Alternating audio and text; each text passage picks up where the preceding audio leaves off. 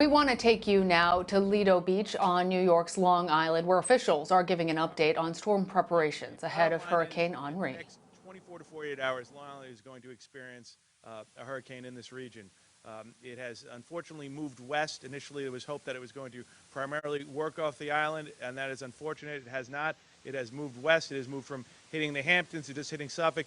The most recent update now has half of the town of Hempstead being in a hurricane area and the other half being in a tropical storm area. What I would say is the town of Hempstead residents should be aware and prepare for the next 48 hours. We are expecting a high tide for all of our South Shore communities. It's a bad combination. We're expecting water to be upwards of 2 to 6 feet higher. Combine that with a full moon that will be taking place. Residents should really be vigilant.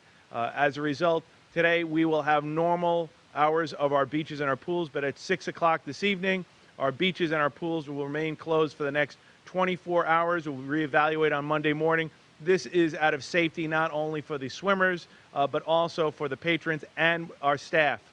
These are going to be dangerous conditions. It is likely going to see sustained winds of 75 miles per hour or upwards. That is when it hits the category of a hurricane. Right now, the line has it literally running down the Meadowbrook Parkway.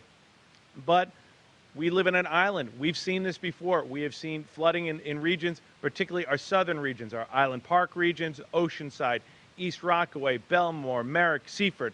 Residents really need to be aware, and I'm happy to see a lot of them have taken our advice. We've seen an abundance of people gassing up their cars, stopping out, getting batteries. PSE informed residents they anticipate power out for some people for anywhere for 7 to 10 days. That is a reminder of the difficulties PSE&G is having, but it's something the residents should really take advice and listen to them. You know what?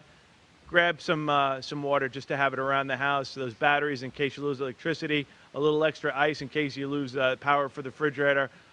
You know what? Tie up any loose items in the backyard.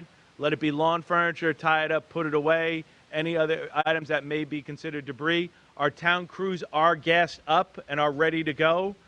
We have been trimming low-lying branches in addition to cleaning storm drains. And we're going to remind residents, if you don't need to go out, don't go out. The storm's going to hit around 2 a.m. Sunday morning, and it is going to go all the way through Monday. You are talking anywhere from 2 to 5 inches of rain. If you do not need to go out to the store, don't go out to the store. Please, it's Sunday morning. You might want that egg sandwich, but do us a favor, stay at home. We really don't need you on the roads. We want our first responders, our emergency vehicles only on the roads throughout the town of Hempstead, as well as the Long Island region. As I said, you can also contact Town of Hall, 489-5000. We will have our crews manning and womaning the lines to address any phone calls. If a tree is down, even if you see a power line down in the region, if you cannot get through to PSE&G, which has happened before in the last year, if you relay that to us, we'll get the information over to PSE&G. We'll also be monitoring all social media for the town of Hempstead, Twitter, as well as Facebook. We've had great success with residents giving us a heads up there, and we can relay that to our teams. But as I said, you know what? The clock is ticking. You know what? You want to be prepared. When you go to bed tonight, when you wake up tomorrow morning, conditions are not going to be good. So you know what? Stop at the store. We've seen a lot of parents down here with their kids today. They're going to stop at the store and they're going to pick up some items. Tomorrow's going to be a home day, ladies and gentlemen. We don't want you out there. As I said, we have a great team of lifeguards that are on the beaches now. We're seeing a lot of our friends who are surfers are enjoying the rise, but you want to be careful. Even though the beaches will be closed tomorrow, of course, our guards will be patrolling the area up and down, just asking the residents and swimmers to stay out.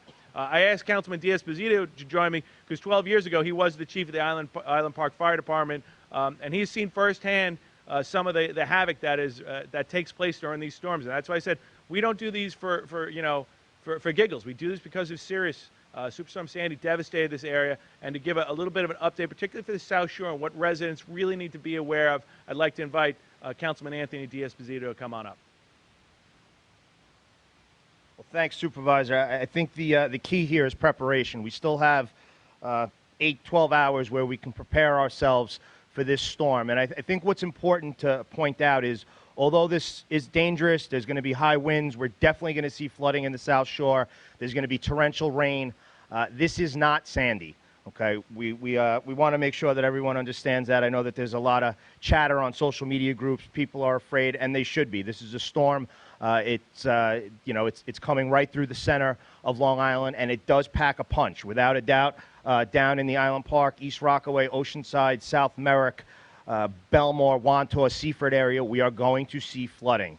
There is no question. Maybe 2 days ago when we were doing these press conferences, there was some sort of a doubt and a hope that we would see the storm veer off into the ocean, but that's not happening. The storm is coming our way, and we are without a doubt going to see flooding. So those that live in the low-lying areas, like my hometown of Island Park, that sees flooding on a regular basis, we are going to see flooding.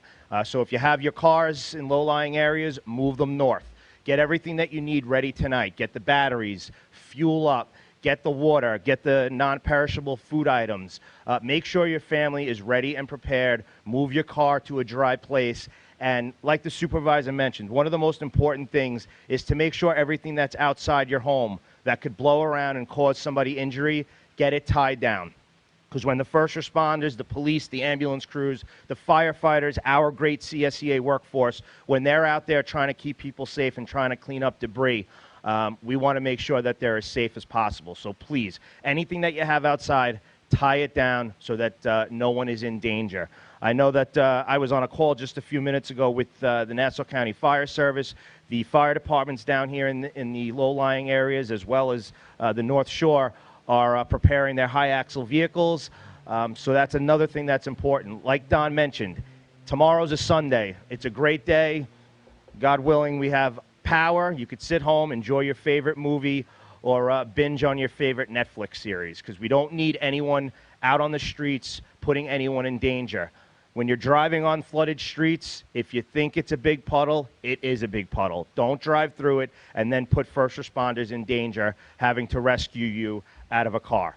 Okay, so please be safe, take precautions, and like Supervisor Clavin mentioned, this is the time to be prepared. So let's get prepared, stay safe, and if you need us, Instagram, Facebook, Twitter, or call Town Hall.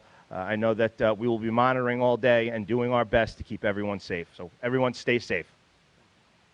Thank you, Councilman. And again, starting 6 p.m. tonight, all park pools and beaches will remain closed through Sunday, reevaluation on Monday. We're asking residents to work with us, stay home, stay off the streets. You know what, it might not be, and we hope not, is not the level of a storm that hit us 12 years ago, but we all have a lot of lessons we learned about being prepared. Always prepare for the worst, and let's always hope for the best. But you know what, I'd rather you say, I'm glad I gassed up my car. I'm glad I got the batteries. I'm glad I have a couple of bags of ice outside, just in case, you know what, things turn worse and you're stuck at home and you don't have power and you can't get out. And lastly, as the councilman said, for all of our friends in the southern tier, take the time. If you can, move your vehicles north, get them in a safe location. Like I said, lessons learned. We've seen storms before. We get through them smart, we get through them together. But what the extremes have demonstrated is preparation is always going to be the most valuable asset we have, and we have a little time left. So with that, I'll take any questions of the press. Then thank you, ladies and gentlemen. Please, you know what, when you go in bed tonight, stay in house tomorrow, and let's all get through this safe, and hopefully Monday we'll have a better day. Take care, and God bless.